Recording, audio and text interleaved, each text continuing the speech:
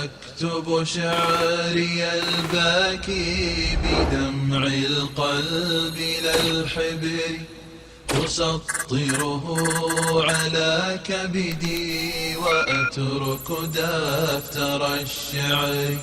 سأكتب شعري الباكي بدمع القلب لا الحبر أسطره على كبدي وأترك دفتر الشعر.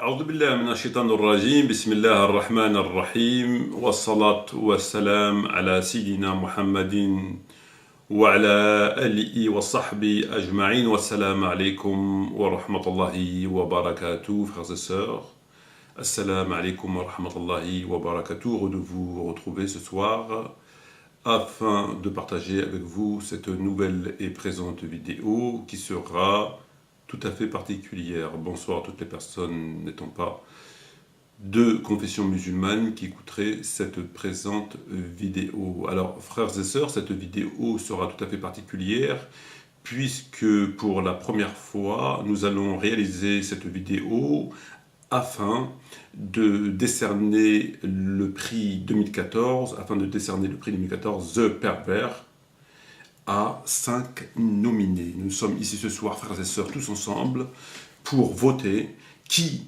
parmi les 5 nominés, ils ne sont seulement que 5, remportera ce fameux prix The Pervert 2014. Alors, il est important de préciser, frères et sœurs, que le déroulement de cette petite cérémonie se fera bien évidemment pour éviter toute suspicion, sous le contrôle bienveillant de l'OIF et de la mosquée de Paris. Alors, bien évidemment que comme tout travail mérite salaire, et que le gagnant de ce prix, gagnera un salaire. Et donc pour cela, nous avons prévu de récompenser le vainqueur de ce prix pour son travail, pour son excellent travail, à savoir ce petit nounours. Voilà, très charmant petit nounours. Et donc le vainqueur de ce prix, il a un peu des gros yeux, mais bon, c'est pas grave. Hein. Donc, c'est ce que j'ai trouvé. Donc le vainqueur de ce prix gagnera ce petit nounours. Nous lui avons pas donné de nom. Et parce qu'on ne lui a pas donné de nom, parce que si on lui donne un nom et que le vainqueur change son nom, nounours sera triste. Et moi, j'aime bien nounours. Voilà. Donc le vainqueur de ce prix gagnera nounours gros yeux. Voilà. Donc, très charmant petit nounours. Alors, en quoi consiste ce jeu, frères et sœurs? Ce jeu consiste à quelque chose d'extrêmement simple, mais d'extrêmement compliqué en même temps, puisqu'il s'agit de faire dire au Coran le contraire, non seulement le contraire de ce qu'il dit, l'exact contraire, attention, c'est très important de le préciser, non pas que seulement le contraire, mais l'exact contraire de ce qu'il dit, mais ça ne s'arrête pas là. Le challenge ne s'arrête pas là. Mais aussi que cela passe comme une lettre à la poste, inaperçue, que tout le monde, on n'y voit que du feu, que personne ne se rende compte. Voilà, c'est ça le challenge. Pour le prix The Pervert 2014, c'est de faire dire l'exact contraire au Coran et que cela passe inaperçu. Alors, ça demande un travail quand même assez... c'est pas rien. Il faut quand même assez être chevronné pour arriver à ce genre de performance. Et donc nous allons voir aujourd'hui, nous allons décider tous ensemble qui mérite ce prix, à qui revient ce prix de The Pervert, de faire dire l'exact contraire au Coran, et que cela passe comme une lettre à la poste. Alors, parmi les 5 nominés, nous avons 4 poulains d'âges différents et une pouliche. Donc nous avons 4 poulains et une pouliche. Il faut savoir que dans les 4 poulains et une pouliche, nous avons un poulain et une pouliche qui font partie de la même écurie. Donc ils arrivent de la même écurie. Ça, le règlement, comme c'est un tout nouveau règlement, c'est pas prévu dans le règlement, il n'y a plus d'interdiction en ce sens. Mais bien sûr, celui qui gagnera le prix reviendra au vainqueur. Hein. Peu importe s'ils font partie de la même écurie, il n'y a qu'un seul gros yeux. Il n'y a qu'une personne qui peut gagner gros yeux. Alors, ils font partie de la même écurie, puisque nous avons d'un côté Tariq Ramadan, hein, qu'on ne présente plus, 22 fois champion du monde. 22 fois champion du monde, c'est quand même pas rien. Hein, comme dirait... je ne m'en souviens plus son nom, un présentateur, ça pose son nom quand même. 22 fois champion du monde, toutes catégories confondues, invaincu jusqu'à aujourd'hui. Et dans la même écurie, nous avons donc la police Asma Lanrabé, qui tous deux nous viennent directement de l'écurie Tawhid. L'écurie Tawhid qui édite les deux Tariq Ramadan et Asma Lanrabé. Alors nous avons donc 5 nominés, donc je vous présente ces nominés. Nous avons le premier nominé qui est le Mohamed Bejrafil, premier nominé. Alors Mohamed Bejrafil a un palmarès vierge, il n'a jamais affronté qui que ce soit. Il faut savoir que c'est quand même quelqu'un qui commence à faire parler de lui, puisqu'il est passé très récemment à la télévision. Hein, il a fait une performance assez intéressante. Hein, il n'est pas passé inaperçu. Voilà, hein, c'était pas non plus Hassan Chlagoumi. Donc il a quand même réalisé une performance tout à fait prometteuse. Et donc pour la première fois, il se présente dans cette compétition afin, en tout cas on l'espère pour lui, de gagner ce prix The Purple 2014. Alors, premier donc concurrent, de deuxième concurrent, nous avons quelqu'un d'extrêmement redoutable, mais vraiment d'extrêmement redoutable. Hein, j'ai été impressionné par son palmarès, en tout cas par son CV, pardonnez-moi, puisque question palmarès, c'est lui aussi un tout nouveau. Nous avons une nouvelle génération, frères et sœurs. Nous avons les jeunes là qui arrivent et qui eux aussi ont faim, ont les crocs et veulent la place, hein, il faut appeler les choses comme elles sont, hein, faut pas avoir peur des mots. Veulent la place et croyez-moi, c'est du lourd. Nous avons la personne de Islam ibn Ahmed, le top modèle qui cherche à passer devant tout le monde. Hein, qui force la marche. On a pu constater à travers son CV, à travers des apparitions tout à fait spectaculaires, hein, des informations qui risquent de révolutionner quand même l'islam made in France, l'héritage étant le double, non pas pour l'homme, mais pour la femme. Il nous a fait quand même des sujets exceptionnels. Je veux dire, c'est pas rien. Hein. Il donne des cours de fiqh, etc. Mais on verra tout ça pour le CV. Donc nous avons Islam ibn Ahmed, donc le top modèle qui cherche à passer devant tout le monde et qui lui, maintenant, se présente aujourd'hui, a été nominé pour, lui aussi, bien sûr, emporter ce prix The Purple 2014. Nous avons en troisième position la police d'exécution Tawhid, de l'écurie Tawhid, Asma Lanrabé. Asma Lanrabé qui a été sélectionnée une fois au Jeux de Lyon, seulement, et qui a emporté, d'après les informations que nous avons eues, une médaille au championnat de Casablanca. Et un palmarès quand même qui est pas fameux, mais bon, elle a eu quand même très peu elle a été très peu sollicitée, et voilà, moi j'estime qu'elle a quand même ses chances. Quatrième position, nous avons le docteur Ajami. Le docteur Ajami qui n'a absolument aucun titre, et qui aujourd'hui se présente à nous pour lui aussi tenter sa chance de gagner ce prix The Purple 2014. Et donc, bon, on n'a aucune information sur lui, on ne sait pas d'où il vient, on ne sait pas... il a sonné à la porte. Lui, il a sonné à la porte, c'est tout à fait normal. Et donc, il se présente lui aussi pour gagner ce prix, ce qui est tout à fait dans son droit. Et à mon avis, c'est un outsider qui peut créer la surprise. C'est un outsider qui peut créer la surprise. Attention, il faut pas sous-estimer ce concurrent, puisque, encore une fois, j'ai eu accès au dossier, il a ses chances, il a une petite chance, voilà, on va dire ça comme ça, il a une petite chance. Et enfin, nous avons alors le fameux, alors là, c'est une standing ovation qu'on demande. Là, on vous demande de vous lever, et d'applaudir le fameux, le champion, le vainqueur, 22 fois champion du monde, invaincu jusqu'à aujourd'hui.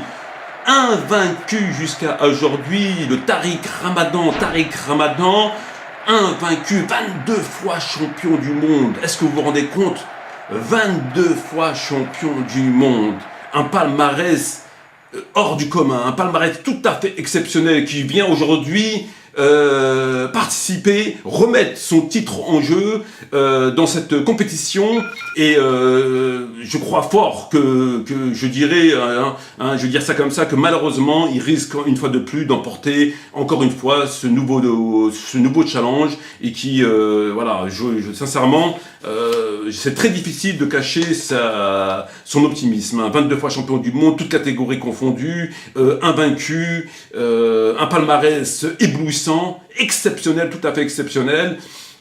Bon, c'est vrai qu'il est quand même, il a quand même un petit peu, un peu d'âge, mais bon, l'expérience, il a du métier, voilà, ça va combler un petit peu les lacunes, les lacunes de l'âge, mais tout à fait exceptionnel, le champion, le meilleur, le plus fort, tout à fait exceptionnel. Alors, voilà pour la présentation qui sont faits des 5 nominés, donc Mohamed Bejrafil, Islam Ibn Ahmed, Asma Rabé, Dr Ajami et Tariq Ramadan, les 5 nominés. Alors, nous allons à présent voir assez rapidement à qui nous avons affaire. Nous avons donc la bio de Mohamed Bejrafil, que j'ai récupéré donc en tapant sur Google Mohamed Bejrafil. Nous avons sa biographie qui apparaît, et Mohamed Bejrafil, l'humble serviteur de Dieu. Mohamed Bejrafil, l'humble serviteur de Dieu.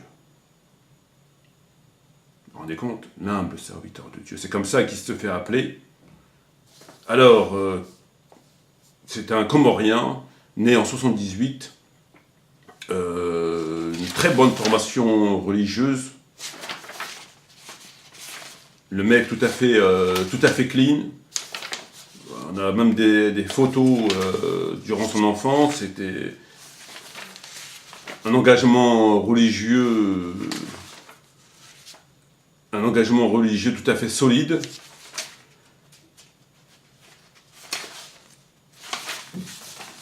Et donc, il va participer à cette compétition.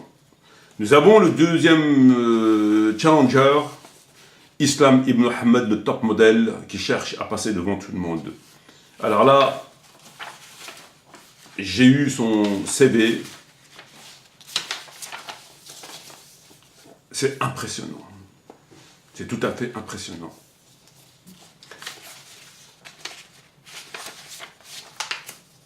Ses premiers pas dans la science, il débuta ses études en sciences islamiques de façon intense, avec une moyenne de 10 à 15 heures par jour d'apprentissage.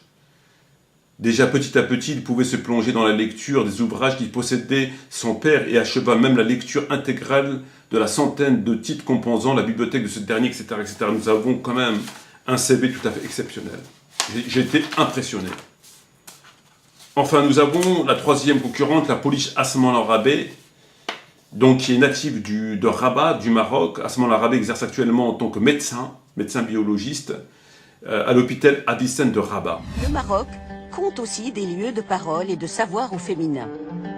Asma Lamrabet est médecin biologiste de profession, mais elle est aussi directrice du Centre d'études et de recherche sur la question des femmes dans l'islam. Elle y anime la réflexion sur les différentes lectures de la Moudawana, le code du statut personnel au Maroc. C'est un médecin à la base, c'est un médecin biologiste qui donne aussi des cours de théologie, On ne peut que saluer ce double fonctionnement, Et elle exerce durant plusieurs années, entre 1995 et 2003, comme médecin bénévole dans les hôpitaux publics d'Espagne et d'Amérique latine, notamment à Santiago du Chili et à Mexico. Engagée depuis plusieurs années dans la réflexion sur la problématique des femmes engagées dans l'islam, elle donne de nombreuses conférences sur ce sujet à travers le monde. Son sujet de travail est essentiellement focalisé sur la relecture des textes. La relecture des textes. Ça va chauffer dur, ça va chauffer dur, ça va être chaud. Je vous l'ai dit, ça va être chaud, la compétition va être extrêmement serrée. La relecture des textes sacrés, à partir d'une perspective féminine. Son travail est essentiellement focalisé sur la relecture des textes sacrés à partir d'une perspective féminine. De 2004 à 2007, elle a été coordinatrice d'un groupe de recherche et de réflexion sur les femmes musulmanes et le dialogue interculturel de Rabat au Maroc. En 2008, elle a été nommée présidente du groupe international d'études de réflexion sur les femmes en islam, basé à Barcelone, et dont elle est actuellement membre du conseil d'administration. Elle est depuis 2011 directrice des centres d'études féminines en islam au sein de Rabita Mohammediya de Ulama du Maroc. Asma Larabé est également l'auteur de plusieurs articles sur le thème de l'islam des femmes ainsi que sur plusieurs livres, notamment Musulmane tout simplement, publié aux éditions Tawhid France, Aïcha, anha, épouse du prophète ou l'islam au féminin, Tawhid France, Québécoise et musulmans, main dans la main pour la paix.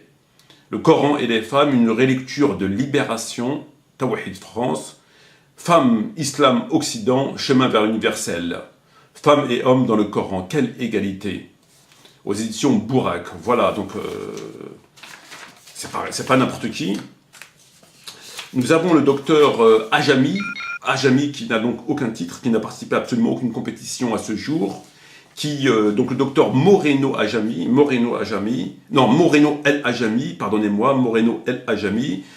Le Al, il est très important, c'est très important, le Al, donc le Moreno Al Ajami, est un médecin et un théologien. Lui, il est médecin et théologien. Français qui vit, lui aussi, au Maroc. Arabisant, il consacre l'essentiel de ses travaux à une recherche exégétique ainsi qu'à sa méthodologie d'analyse littérale du Coran. Il prépare également une histoire du Coran qui est un travail critique des sources islamiques classiques. Il est auteur de Que dit vraiment le Coran, édition Zénith 2009, et 40 hadiths authentiques de Ramadan. Donc que dit le Coran, nous avons ce livre-là, Que dit vraiment le Coran, il est là, nous l'avons lu, et donc il participe ce soir à cette fameuse compétition. On lui souhaite de remporter ce prix, lui qui, à ce jour, n'a absolument aucun prix. On lui espère de tout cœur qu'il remporte ce fameux prix. Et enfin, nous avons le plus grand, le plus fort, le meilleur, 22 fois champion du monde, Tariq Ramadan. Standing ovation, on se lève et on applaudit, 22 fois champion du monde. Je suis impressionné par ce palmarès, invaincu à ce jour. Alors lui, c'est pas son palmarès. Son palmarès, c'est tout à fait, c'est plus un palmarès. Hein, on se demande s'il n'est pas surhumain en fait. Hein. À un moment donné, moi, quand je lisais son palmarès, quand je commençais à lire, et ça s'arrêtait pas, et ça s'arrêtait pas, et ça s'arrêtait pas, et ça s'arrêtait pas, et ça s'arrêtait pas, je me suis dit, a-t-on affaire à un être humain? Tariq Ramadan, bonjour. Bonjour. Qui êtes-vous? Intellectuel, universitaire de nationalité suisse, professeur à Oxford. Vous êtes aussi consultant dans diverses commissions attachées au Parlement de Bruxelles. Vous le connaissez, hein, il est professeur d'islamologie à l'université d'Oxford. Il est membre d'un groupe de réflexion fondé par Tony Blair, en personne, hein, sur la place de l'islamisme au Royaume-Uni. Hein, ça vous pose son homme. Tariq Ramadan, vous êtes islamologue, professeur d'études islamiques contemporaines à l'université d'Oxford.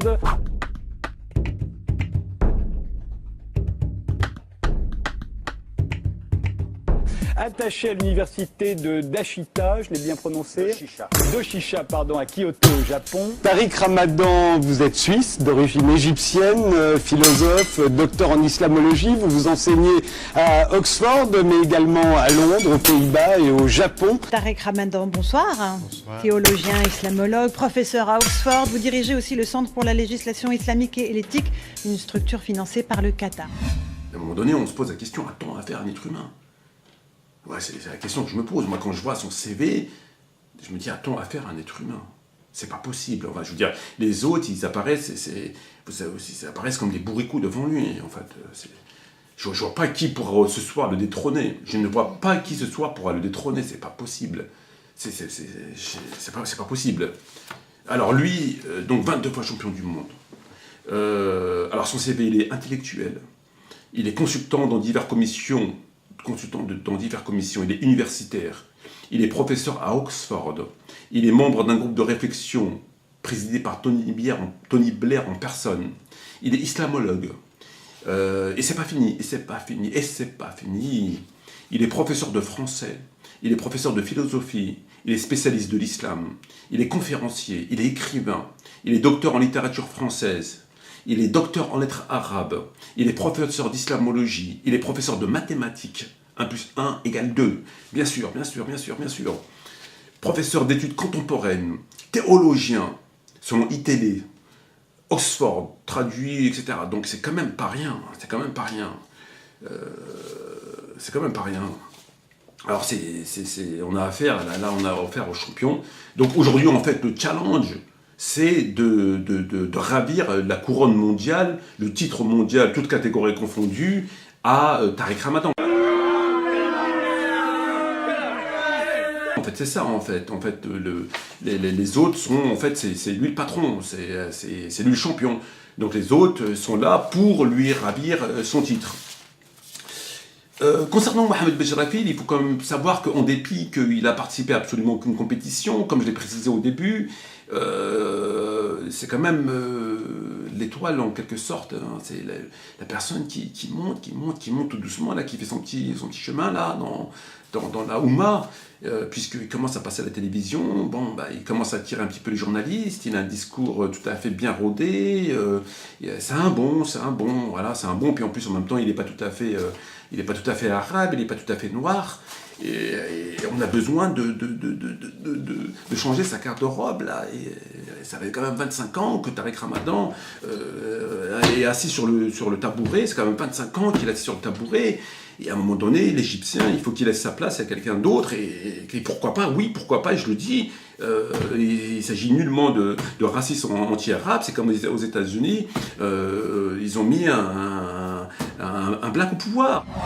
Puisque les résultats sont maintenant formels, il n'y a plus aucun doute, Barack Obama est le 44e président des États-Unis. Cette nuit américaine, je vois des larmes dans vos yeux, Hélène Carnes. C'est vrai que c'est émouvant ce qui se passe en ce moment.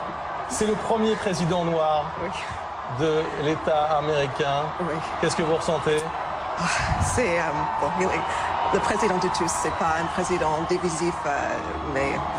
Pourquoi pas, je vous le dis, et je dirais même que c'est un point en sa faveur. Ça peut jouer en sa faveur, oui, ça peut jouer en sa faveur. Pourquoi pas mettre un black aujourd'hui, enfin un black, ni tout à fait noir, ni tout à fait blanc, représentant médiatique des musulmans de France. Moi je dis pourquoi pas. Voilà, moi je pense que c'est quelque chose qui doit jouer en sa faveur. Voilà, histoire de changer, puisqu'il faut la diversité, il faut... Pourquoi toujours un Égyptien et un Arabe? Pourquoi ce sont toujours les Arabes? Ah, Talib Boubekir c'est un Arabe, Tariq Oubrou c'est un Arabe, Tariq Ramadan c'est un Arabe, Ivry c'est un Arabe. Pourquoi toujours les Arabes? Donc voilà, moi je pense que ça doit normalement, logiquement jouer en sa faveur. Alors, il n'a aucun palmarès, comme je l'ai dit, il vient de commencer, il débute, il est dans ses premiers pas, hein, il fait ses premiers pas. Néanmoins, il est quand même professeur de français et professeur de géographie. Hein, il est quand même professeur de français et de géographie. Donc c'est quand même pas le voyou de la cité, hein, c'est quand même pas moi, voilà. C'est quand même pas le voyou de la cité qui traîne dans les halls, hein, et qui fait des petites bêtises. Donc voilà. Alors, à présent, nous allons ouvrir, les jeux sont ouverts, et je vous demande donc toute votre intention, frères et sœurs, afin, aujourd'hui, là, maintenant, là, tout de suite, maintenant, immédiatement, sans plus tarder, afin, frères et sœurs, soyons sérieux, de voir, parmi ces 5 nominés, dont le meilleur d'entre eux, le plus fort. Et il faut savoir, frères et sœurs, que pour prendre le titre à un champion, il faut que la victoire soit nette. Il faut qu'il n'y ait aucun doute. Donc, faire très attention à cela. Il faut que la victoire soit nette. Alors, frères et sœurs, nous allons maintenant tout de suite procéder au dévoilement du verset et des textes. Nous allons maintenant voir qui parmi ces 5 nominés a réussi à faire dire l'exact contraire du verset, mais ça ne s'arrête pas là, l'exact contraire du verset, et que cela passe comme une lettre à la poste. C'est pas rien. Nous allons voir, c'est pour ça qu'il faut être très attentif, il faut bien écouter. Très important, très très bien.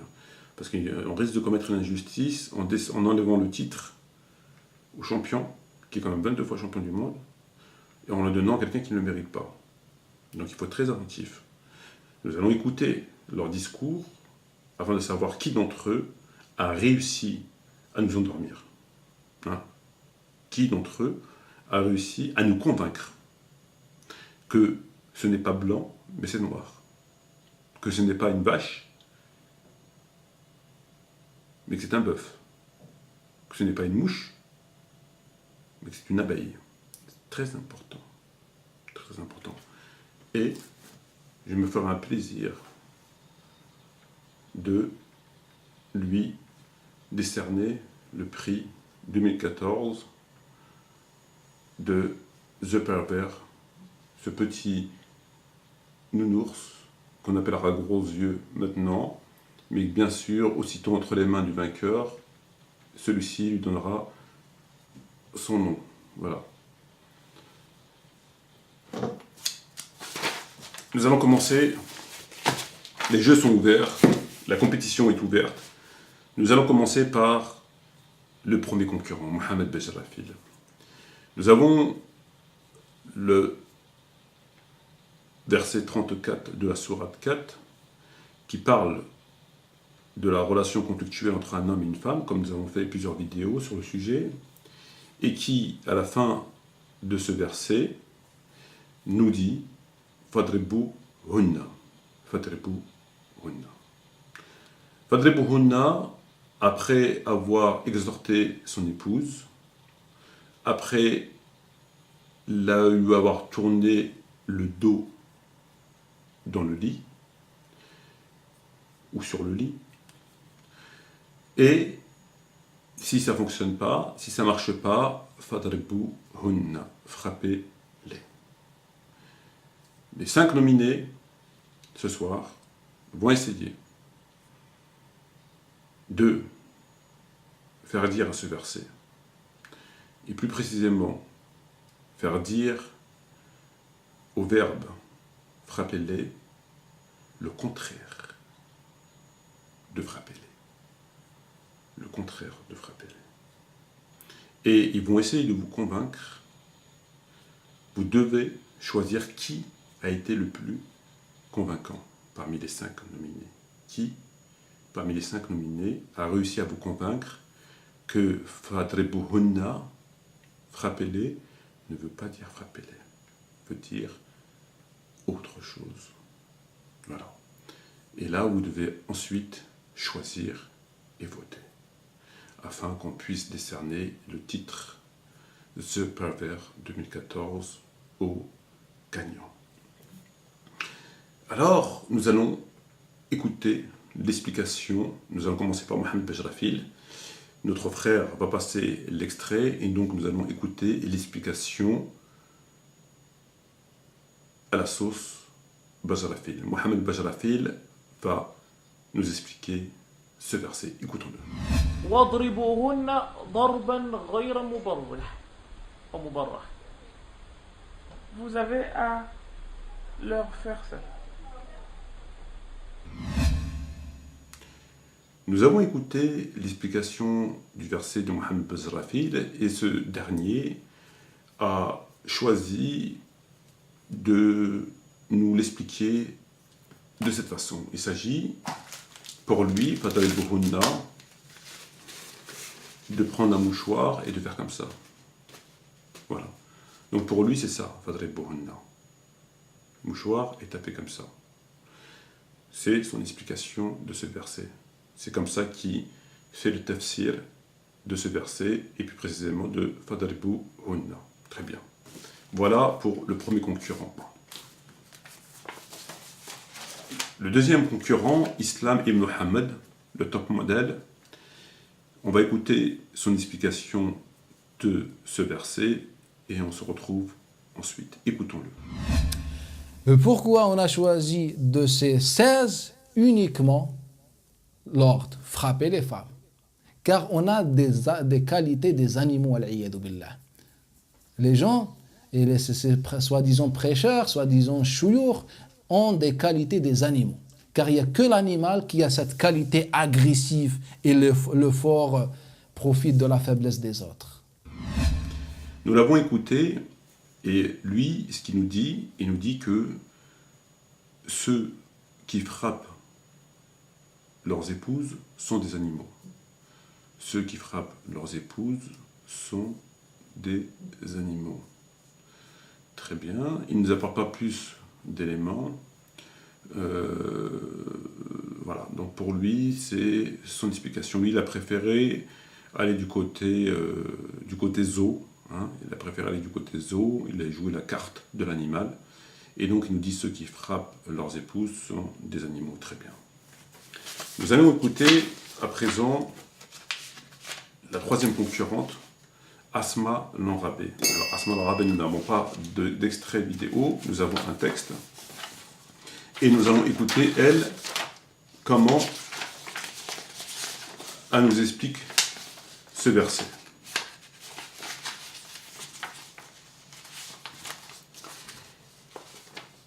Existe-t-il dans le Coran un passage qui, comme il est prétendu, justifierait une quelconque violence contre les femmes?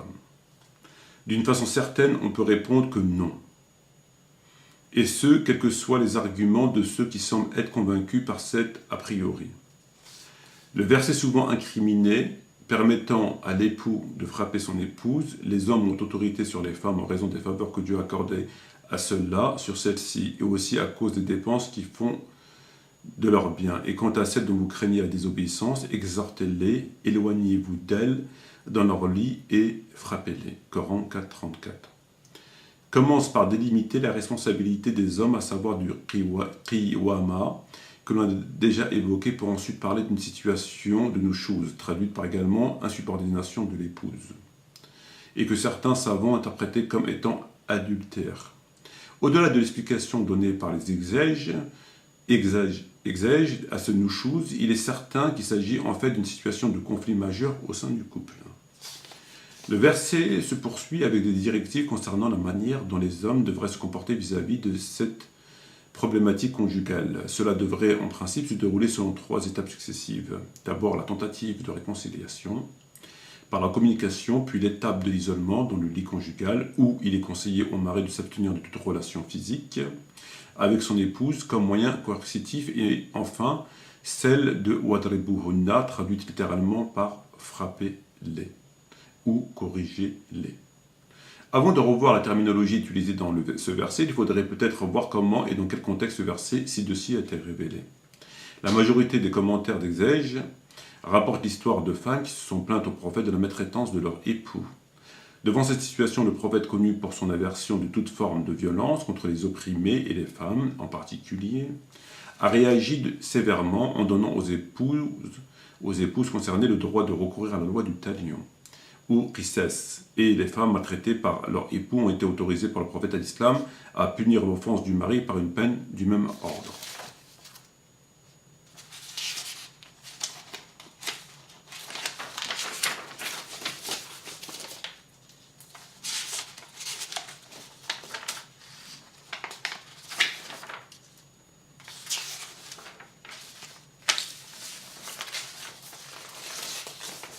Enfin, elle conclut par ces mots.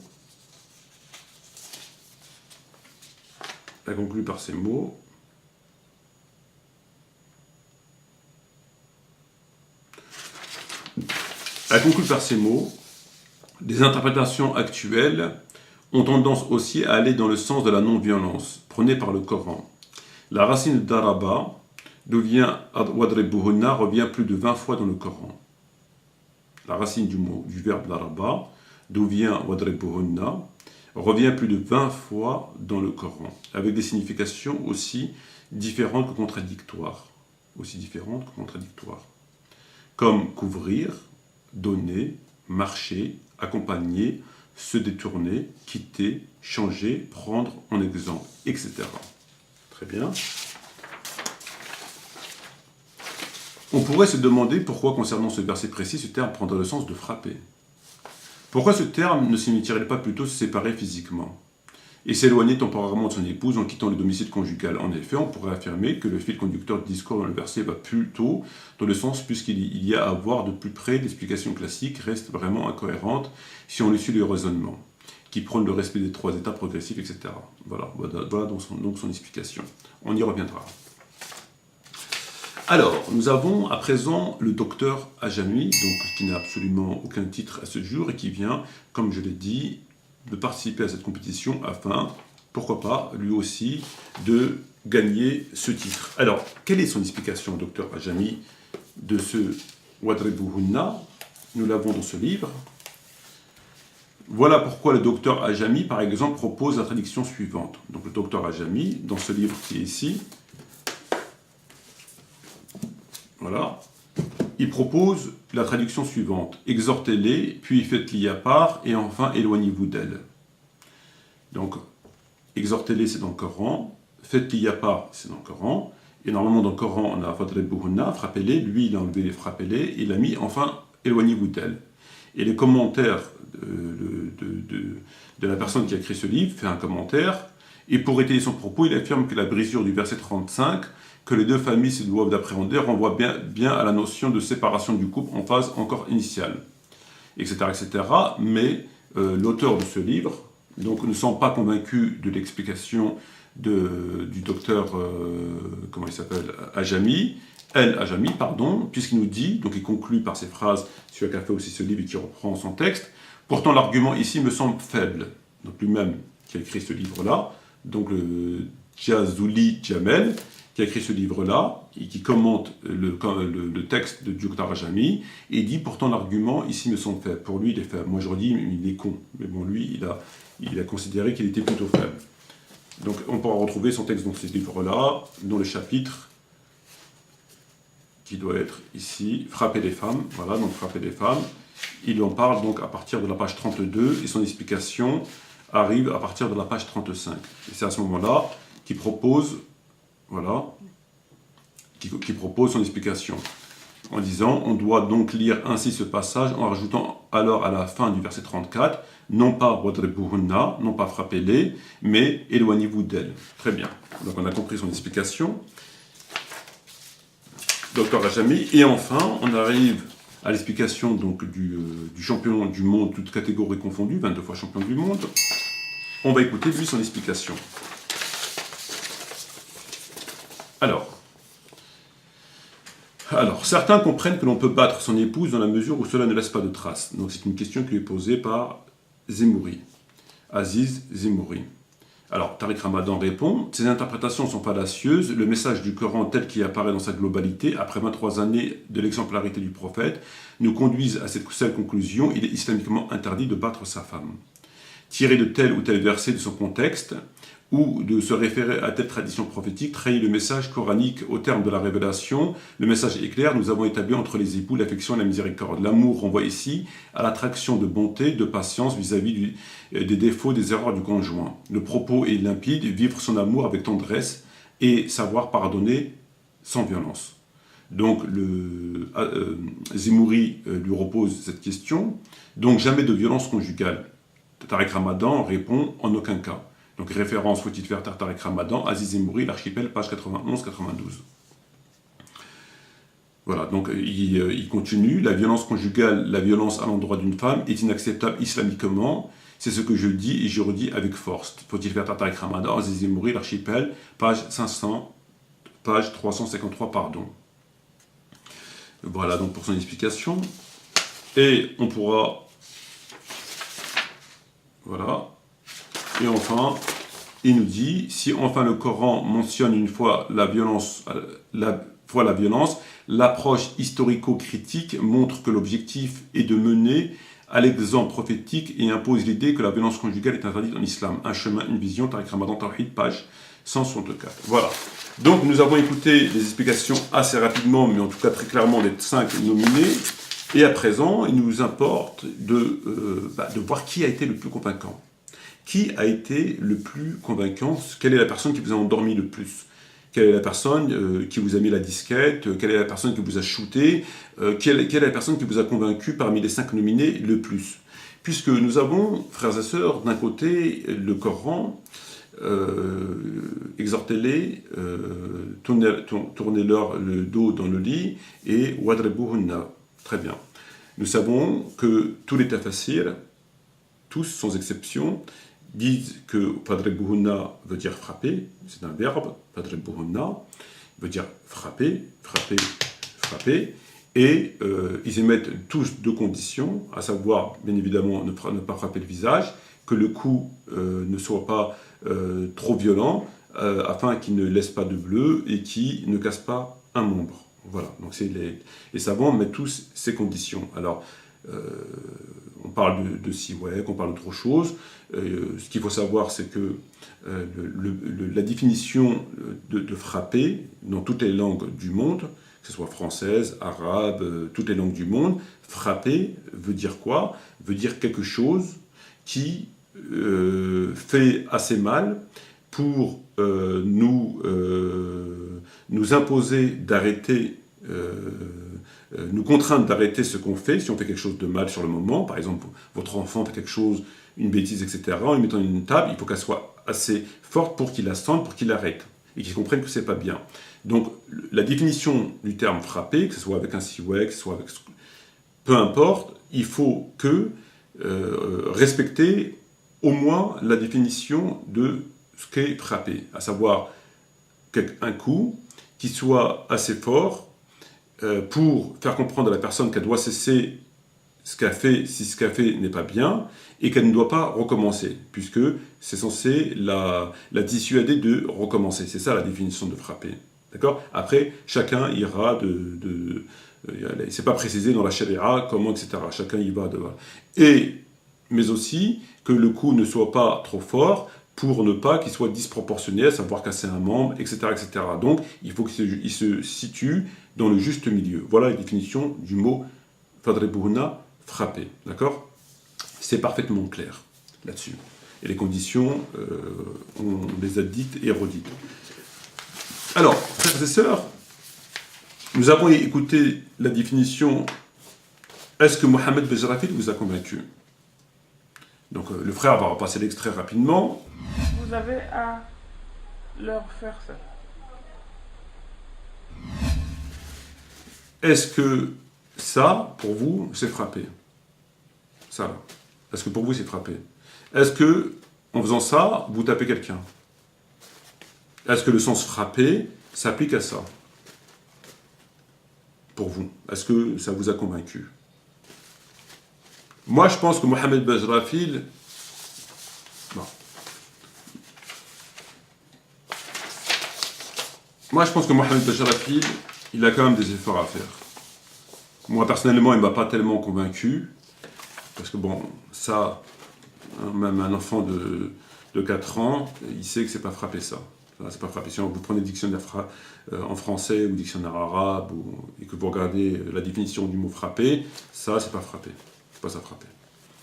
Donc moi, personnellement, bien que Mohamed Bejrafil a quand même une certaine qualité de mytho, de tchatcheur, hein, il a une tête qui passe assez bien, bon, il est jeune, il vient d'arriver, bon, c'est un comérien, il faut qu'il fasse ses preuves. Hein. Moi, je pense qu'il faut qu'il fasse ses preuves. C'est pas convaincant. Moi, pour moi, c'est pas convaincant. Mais ce n'est que mon avis. Hein. C'est pas convaincant. Nous avons écouté l'explication de Islam ibn Ahmed. Islam ibn Ahmed nous a dit, donc le frère va repasser l'extrait. Pourquoi on a choisi de ces 16 uniquement l'ordre, frapper les femmes. Car on a des qualités des animaux, al-iyadu billah. Les gens, et ces soi-disant prêcheurs, soi-disant chouyours, ont des qualités des animaux. Car il n'y a que l'animal qui a cette qualité agressive et le fort profite de la faiblesse des autres. Il nous a dit que ceux qui frappaient étaient des animaux. C'est un petit peu, je trouve ça un petit peu dur. Bon, moi j'aime bien Islam ibn Muhammad, j'aime bien ce côté top modèle, son côté voilà, j'aime bien ses chapeaux, j'aime bien ses jets de là-bas. Bon, il faudrait que de temps en temps il arrose sa plante parce qu'elle commence à tirer la langue. Bon, mais je pense qu'il a été un peu trop vite. Je pense que le fait de qualifier d'animaux les gens qui frappent leurs épouses, en plus sachant qu'Omar ibn Khattab frapper ses épouses, frapper les servantes, comme c'est rapporté dans différents livres de sources, c'est pas très scientifique. Hein. C'est pas très scientifique. Je pense qu'il aurait pu faire mieux sur le coup. Et puis en plus, il s'en mêle souvent les pinceaux, puisque ses discours ils sont souvent décousus, on ne comprend pas très bien. Il passe son temps à citer des noms, des prénoms, des adresses, des numéros de cabis, on ne comprend pas très bien. En général, moi, ça ne m'a pas convaincu, sincèrement, ça ne m'a pas convaincu. Son côté, bon, il a pour lui le côté top modèle, il a pour lui le chapeau, c'est vrai, il a pour lui, bon, il a un CV quand même qui est assez intéressant, hein, il a un CV intéressant, mais bon, c'est pas très scientifique. Moi, je dis que c'est pas très scientifique, mais bon, ce n'est que mon avis. Après, nous avons vu l'exemple de l'explication de Asma al-Rabais. Asma al-Rabais, bon, elle a fait des efforts, elle a un certain âge. Bon, en même temps, elle est docteur, à la base, elle n'est pas théologienne, elle est actuellement médecin biologiste. Bon, c'est sûr que, bon, comme médecin bénévole en plus dans les hôpitaux en Espagne, elle est partie en Amérique latine, à Santiago du Chili, au Mexique, bon. Je sais pas, venir nous dire que elle a joué sur le côté... Elle a joué sur le verbe de Rabat, elle a décidé de jouer de smurfer sur le verbe de Rabat. Et ça pas juste quand même, ça pas juste parce que bon, c'est vrai que la racine de Rabat, comme elle dit, nous vient du mot, vient de Awadre Bouhouna, qui revient plus de 20 fois dans le Coran. Bon, c'est bien, elle a compté les fois qu'elle est dans le Coran, donc c'est bien, elle a fait quand même des efforts, avec des significations aussi différentes que contradictoires. Bon, d'accord, différentes, je veux bien contradictoires, je vois pas en quoi elles sont contradictoires, parce que le mot de Rabat, dans telle phrase veut dire telle chose, et dans telle phrase veut dire telle autre chose, si c'est pas une contradiction, c'est comme ça. Donc il n'y a pas de contradiction, mais bon. Puisque pour elle, le verbe Rabat veut aussi dire donner, marcher, accompagner, se détourner, quitter, changer, prendre un exemple. Et donc elle propose simplement que, pourquoi ce terme ne signifierait pas plutôt se séparer physiquement? Voilà, donc en fait, ce qu'elle voudrait, elle propose de enlever au Fadre Bouhouna, de frapper, et de proposer, comme ce terme a 20 significations différentes, elle propose de mettre à la place de Fadre Bouhouna, enfin, pas de mettre, mais de comprendre en tout cas, à la place de frapper, comme c'est traduit en langue française, de se séparer physiquement. Voilà. Et s'éloigner temporairement de son épouse en quittant le domicile conjugal. Pourquoi ce terme ne signifierait-il pas plutôt se séparer? Oui, d'accord, bien sûr, pourquoi pas. Mais le problème étant, c'est que si je te tutoie, Asma, si tu mets se séparer physiquement, ça tient plus beaucoup, en fait. Le verset n'a plus aucun sens, puisque Dieu dit exhortez-les, éloignez-vous d'être dans le lit, et wadribuhunna, et toi tu veux mettre se séparer physiquement. Donc ça voudrait dire que exhortez-les, éloignez-vous, et éloignez-vous encore. Après, c'est une question de quoi? C'est une question de kilomètres, tu joues sur les kilométrages, c'est quoi? C'est plus c'est loin, mieux c'est comment à quoi t'apprends ça à ce moment-là? En fait, à quoi t'apprends ça à ce moment-là quand tu parles de distance? Parce que ça tient pas quand même. Ça tient pas beaucoup. Je veux dire, c'est un peu... Je sais pas, les gens qui vont lire le verset, par exemple, en français, ils vont être traduits en français. Bon, en arabe, ça bouge pas, on peut pas enlever le mot wadribuhunna féminin, verbe du frapper au féminin, et on ne va pas changer par éloignez-vous, ça on est d'accord. Mais toi, tu préfères, ça va jouer sur la traduction en fait, et la compréhension. Parce que tu ne proposes pas bien évidemment de changer wadribuhunna par éloignez-vous d'elle. Tu proposes de la compréhension, et donc dans la traduction, si on traduit le Coran à venir, tu veux qu'on traduise par exhortez-les, éloignez-vous d'elle, et éloignez-vous d'elle. Et les gens qui vont lire ça, ils ne peuvent pas comprendre. C'est ça le problème. Moi je veux bien, mais il faut trouver quelque chose qui rentre quand même, parce que là ça ne rentre pas. Il est là le problème. Ben oui, le problème il est là. Comment on va traduire? C'est ça le problème. Exhortez-les, éloignez-vous d'elle, et éloignez-vous d'elle plus loin. Hein? C'est ça. Donc il faudra rajouter plus loin, ou il faudrait mettre quoi? Éloignez-vous d'elle. À mon avis, ça risque de coincer. Alors, nous avons le docteur Ajami, donc, dans son livre « Que dit vraiment le Coran ?» et lui, il nous propose, pour lui, Wadribuhunna a 40 sens. Il a 40 sens quand même, il a mis la barre haute par rapport à Asma al-Rabi, parce qu'Asma al-Rabi, elle t'a dit, ça a 20 sens. 20 fois dans le Coran, et lui nous dit 40 sens dérivés de cette racine Wadribuhunna. Il a trouvé 40 sens. Effectivement, frapper est un des sens possibles de la racine verbale d'Araba, employée dans le verset conformément à la polysémie de la langue arabe. On démontre une quarantaine de sens. 40 sens. Dérivé pour cette racine. Le recours au premier degré, c'est-à-dire frapper, n'est pas l'usage, etc., etc. Et enfin, il nous a proposé, lui, on doit donc lire ainsi ce passage en rajoutant alors à la fin du verset 34, non pas fadribuhunna, frapper, mais éloignez-vous d'elle. Donc en fait, lui, il est, je sais pas qui c'est, il est un peu comme Asma al-Rabi, il propose tous les deux de changer fadribuhunna, frapper, puisque le verbe, il a plusieurs sens. Il est utilisé 20 fois dans le Coran, des fois il dit éloignez-vous d'elle, des fois c'est détourné, quitter, changer, prendre, accompagner, marcher. Et donc lui il propose de remettre éloignez-vous d'elle une deuxième fois. Donc comme Asma al-Rabi. Est-ce que vous n'avez pas quelque chose d'autre de mieux qu'éloigner? Parce que comme vous dites qu'il a 40 sens, ou 80 sens, ou 120 sens, ou je ne sais pas combien de sens.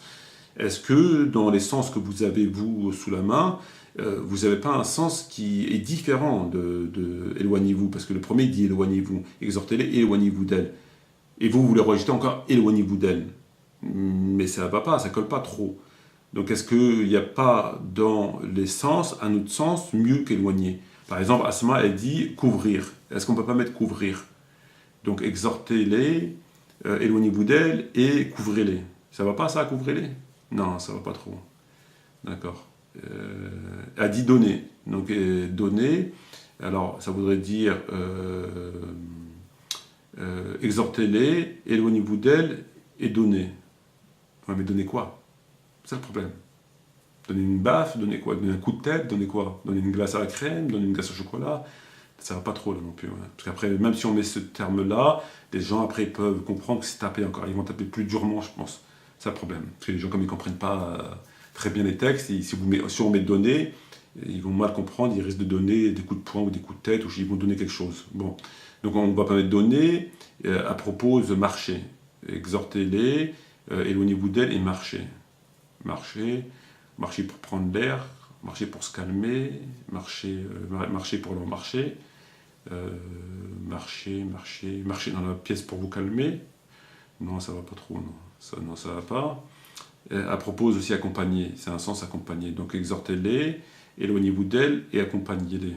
Accompagnez-les où? À l'hosto, accompagnez-les où? Chez sa belle-mère, chez votre belle-mère? Non, ça va pas trop non plus. Accompagnez-les où? Non, ça va pas trop. Donc non, ça va pas. C'est vrai que ça va pas. Le plus, ça va pas. Bon. C'est un peu compliqué quand même. Alors, et enfin pour terminer, nous avons Tariq Ramadan. Alors lui, il a smurfé sur quoi? Il a dit, lui, ses interprétations elles sont fallacieuses. Donc lui, il a joué sur Tafsir. il nous dit c'est une interprétation fallacieuse, le message du Coran tel qu'il apparaît dans sa globalité après 23 années de... Donc lui, d'après lui, comme le prophète, il n'a jamais tapé son épouse, donc on ne doit pas taper, c'est islamiquement interdit de battre sa femme, et donc tirer tel ou tel verset de son contexte. Donc lui, il a joué sur le fait que le prophète n'a jamais frappé sa femme, qu'on a sorti le verset de son contexte, et quoi encore, nanani, nanana... nous avons établi en l'époux, donc il cite un autre verset par contre, nous avons établi entre l'époux l'affliction et la miséricorde, donc du fait qu'on a établi l'affliction et la miséricorde entre les époux, on ne peut pas te frapper, ouais, l'amour renvoie ici à l'attraction, d'accord, nanani, nanana, d'accord, voilà, donc en fait lui il joue sur le tafsir, il joue sur que le prophète n'a jamais frappé son épouse, et il joue sur le contexte, voilà, en fait, et que c'est en fait les littéralistes comme moi qui on comprend mal. Et en fait, lui, il dit enfin, si enfin le Coran mentionne une fois la violence, l'approche historico-critique. Moi, ce qui m'a plu, moi, c'est les côtés historico-critiques. Eux, les autres, ils n'ont pas ça. Les autres, ils n'ont pas historico-critique. C'est ça le truc. Donc lui, quand même, c'est plus scientifique quand même. Je pense que c'est plus scientifique. Alors, on va faire un résumé, puis je vous laisserai, frères et sœurs, le soin de décider qui a été le meilleur parmi les 5. Alors, nous avons Mohamed Bejrafi, lui, qui, tout simplement, nous parle d'un mouchoir, et hop, on a frappé son épouse. Donc, le mouchoir, lui, c'est même pas un souhait, c'est un mouchoir. Ça, c'est pour Mohamed Bejrafi, le top modèle Islam, Ahmed ibn Ahmed, lui nous propose le côté animal. Lui nous invite au zoo et que ceux qui frappent leurs épouses sont des animaux. Ça va pas. Ça va pas. Alors, moi, c'est normal, je vais voter, je vais donner mon choix, et libre à vous de faire le vôtre. Ça va pas. Alors, nous avons Asman Rabé, elle, qui a joué sur le côté du verbe daraba, qui a plusieurs sens, comme on a vu, et elle propose de éloignez-vous d'elle 2 fois. Donc, éloignez-vous d'elle 1 fois et 2 fois. Nous avons le docteur Ajami, lui, qui est aussi médecin, nous propose aussi, lui, 40 sens. Donc, il y a 40 sens, et il propose aussi éloignez-vous d'elle. Donc, ils ont choisi un petit peu la même stratégie de jouer sur le côté grammatical, le côté, voilà, le verbe, jouer sur le verbe, jouer sur la définition, jouer sur voilà. Hein. Et enfin, nous avons quand même Tariq Ramadan, qui lui a été un peu plus efficace, un peu plus voilà, il a quand même, voilà, il a argumenté quand même par rapport aux autres. Hein. Il ne s'est pas contenté d'un mouchoir, etc. Lui, il joue sur le contexte, et il ne faut pas sortir le verset de son contexte, et que le prophète n'a jamais frappé son épouse, et c'est à son avantage. Lui, il parle quand même de historico-critique. Donc voilà, lui, c'est quand même, il a historico-critique. Les autres n'ont pas historico-critique. Voilà. Bon, moi, je ne sais pas ce que ça veut dire historico-critique, mais eux, ils ne sont pas. Voilà. Alors, moi, je vais donner mon choix. Alors, Mohamed Bejrafil, je ne vais pas voter pour toi. Tu gagneras pas gros yeux. Parce que j'estime que, bon, déjà, que voilà, t'as pas fait d'effort. Voilà, l'histoire du mouchoir, là, franchement, Fadribouhunna avec un mouchoir, comme tu as dit, encore, t'aurais pris un siwek, ou encore t'aurais pris un stylo, par exemple, et t'aurais été un peu plus fort, hein. Bon, j'aurais pas dit, mais un mouchoir comme ça, non, ça, franchement, c'est pas possible, et sincèrement, moi, je pense que non. Je pense que non, gros yeux, c'est pas pour toi.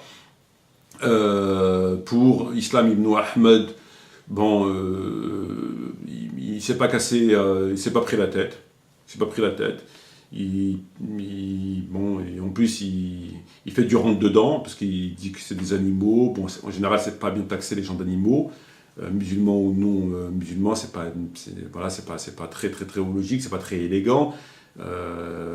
Voilà, donc c'est pas construit, son discours il n'est pas construit, tout ça, non, moi je dis non, sincèrement non, les animaux, tout ça, j'aime bien les animaux, mais franchement non, là non, moi, je suis pas d'accord, c'est pas scientifique, c'est pas scientifique.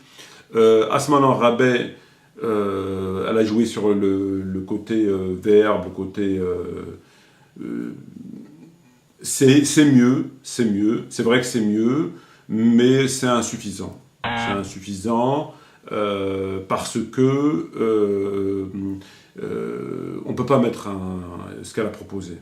C'est parce qu'on ne sera pas crédible et on risque de ne pas nous croire. Hein. Les gens, on les prend pour des cons, ils sont ignorants, ils ne disent pas beaucoup, mais s'ils lisent un verset, exhortez-les, éloignez-vous d'elle, ils ne vont pas très bien comprendre. Et si on met les autres verbes, ça ne va pas tenir. Ça va pas tenir. Et le docteur l'autre là, Al-Ajami, même s'il est à 60 sens, c'est pareil, ça ne tiendra pas. C'est pas convaincant. C'est pas convaincant. Hein, ça peut convaincre qui? Qui va lire le verset, exhortez-les, exhortez-les, tournez leur dos et éloignez-vous d'elle. Ça n'a pas de sens. Daraba, éloignez-vous d'elle. Moi, pas comprendre. Il va voir les tafassirs, il va voir que Fadl Bouhna s'est frappé. Après, même s'il diffère sur comment frapper, s'il parle de procédure, mais il va voir que les savants ont retenu frapper. Tous les savants retiennent frapper, ils ne disent pas que c'est éloignez-vous d'elle. Tous les savants, ils n'ont pas traduit, ils n'ont pas expliqué Fadl Bouhna par éloignez-vous d'elle, puisqu'ils expliquent tous que c'est frapper. Ils divergent même pas sur comment frapper. Ils disent que voilà, c'est frapper, il faut juste éviter que ceci, que cela. Donc, comment on pourrait convaincre les gens que vous dites éloigner et que les autres ils disent que c'est frapper, tout le monde dit la même chose. Et en plus, ça ne rentre pas dans le verset. Ça ne rentre pas. Donc, ça ne va pas. Non, ça ne va pas. Et enfin, nous avons donc le champion du monde, 20 fois champion du monde, donc Tariq Ramadan, qui lui a joué donc, sur le côté contexte. Il a joué sur le côté exemple du prophète. Moi, je pense que franchement, en plus, historico-critique, il a sorti un truc que j'avais jamais vu de ma vie, historico-critique, voilà. Si enfin le Coran mentionne une fois la violence, l'approche historico-critique montre que l'objectif est de mener à l'exemple prophétique et impose l'idée que la violence conjugale est interdite en islam, voilà, c'est mieux quand même. Voilà. Moi, d'après ce que je vois, c'est mieux. Voilà. Il parle sur le contexte, il joue sur le contexte, il joue sur des trucs, voilà, c'est scientifique. Voilà, ces interprétations sont fallacieuses, c'est bien, c'est propre, c'est du Ramadan. Le message du Coran tel qu'il apparaît dans sa globalité après 23 années, en plus il connaît les dates, à l'exemplarité du prophète nous conduisent à cette conclusion, cette seule conclusion, il n'y en a pas d'autre, seule conclusion, il est islamiquement interdit de frapper sa femme, de battre sa femme. Tirer tel ou tel verset de son contexte par-ci, contexte par-là, ou de référer à telle tradition prophétique, tradition par-ci, tradition par-là, il y avait une tradition et puis tradition, quelle est la tradition, trahit le message coranique. Il trahit le message coranique. Au terme de la révélation, le message est clair. Nous avons établi entre les époux l'affection et la miséricorde. L'amour renvoie ici à l'attraction de la bonté, de la patience, vis-à-vis des défauts ou des erreurs du conjoint. Les propos est limpide. Vivre son amour avec tendresse et savoir pardonner sans violence.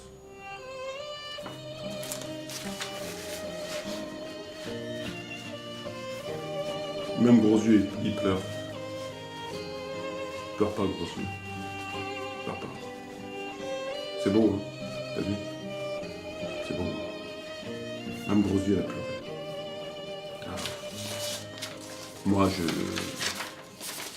Moi, perso, le choix, il est vite fait. Je vote Tariq Ramadan. Voilà, j'estime qu'il mérite le titre de The Pervert 2014 et que la ceinture de champion du monde, toute catégorie confondue du pervers, 23e fois, ce sera la 23e fois champion du monde, lui revient. On peut pas le destituer, on peut pas lui retirer sa ceinture, hein, avec des trucs comme ça, c'est pas possible. Enfin, les mecs ils se cassent pas la tête. Et l'autre il traite les gens d'animaux.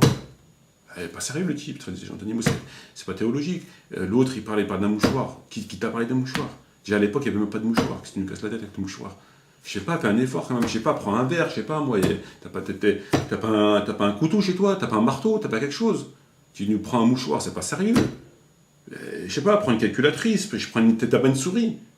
Prends une souris, je sais pas, moi, un téléphone, t'as pas un téléphone, prends un téléphone, tape. Voilà, il fallait faire comme ça. Là, ça va. Là, on entend. Franchement, mouchoir, personne ne va croire. Personne ne va croire. Et puis les deux autres, là, à ce moment-là, Rabais et docteur, truc, là, ça tient pas, ça ne tient pas. On ne peut pas mettre ça dans le Coran. Même si le verbe, vous ne pouvez pas le changer, parce que Dieu dit Wadribuhunna, vous n'allez pas en le Wadribuhunna en mettant un autre terme en arabe, en enlevant, vous ne pouvez pas. Ça, c'est une falsification claire. Donc, vous allez le traduire, et en le traduisant, ça ne passe pas. Ça ne passe pas. C'est simple, les gens ne vont pas comprendre. Si on leur dit éloignez-vous, éloignez, ils ne vont pas comprendre. Les gens, là, ça risque peut-être plus de les énerver, ils vont attraper leur femme, ils vont cogner leur femme. Le type va s'énerver parce qu'il ne va pas comprendre. Il va lire le Coran, comment il doit faire, exhortez-les, ok, je l'ai fait, éloignez-vous d'elle, c'est bon, je l'ai fait, éloignez-vous d'elle, il y a quelqu'un qui se fout de ma gueule là, boum, boum, boum. Le type, il va cogner, le type. Le type, il va taper. Et c'est normal. Et c'est normal. Donc, non, moi je dis non. Excusez-moi, mais je dis non. Je suis désolé. Donc, et Tariq Ramadan, c'est propre, voilà, il parle du contexte, il parle de trucs là, comment,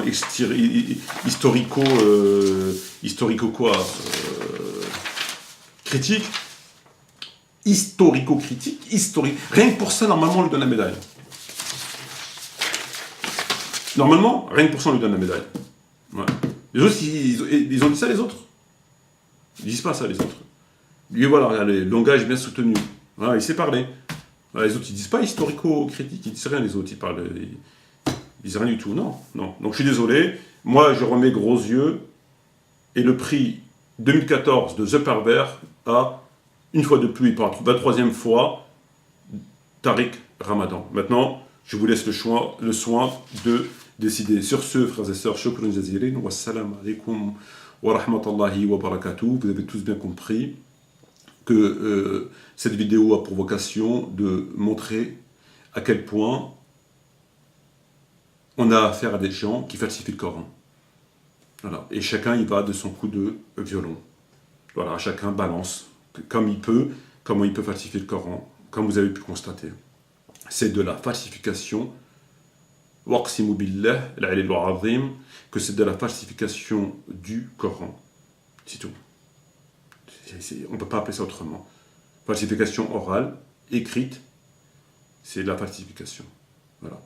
Donc moi, par rapport à des gens comme eux, qui, pour des intérêts évidents, n'hésitent pas à insulter les gens d'animaux, à falsifier le Coran oralement ou par écrit, avec chacun ses moyens pour faire dur au Coran ce qu'il ne dit pas, parce que ça les dérange et parce qu'ils recherchent la notoriété et l'argent. L'autre, il recherche sa carte de séjour, top modèle, il vient de débarquer de Tlemcen, il cherche sa carte de séjour. L'autre de Côte d'Ivoire, il n'a pas envie de se faire expulser. L'autre, le franc-maçon, etc. etc. Et ça ne peut nous conduire qu'à ce que je suis en train de faire. Il ne mérite pas autre chose que ce que je suis en train de faire, et encore, je suis extrêmement gentil. Parce que pour ceux qui falsifient le Coran, comme ils le font volontairement, parce que tout le monde sait que Fadribuhunna, ça veut dire frapper. Et que les savants, tous sans exception, parlent de frapper. Aucun d'eux n'a parlé d'autre chose. Et que tout ça, c'est que du baratin. Évidemment. Voilà. Donc on est face à des falsificateurs, des dajjal. Ni plus, ni moins. Ils falsifient le Coran. Voilà. Sur ce, shukran jazilan, wa salam alaikum wa rahmatullahi wa barakatuh. Et j'espère à bientôt, Inch'Allah, pour d'autres sujets.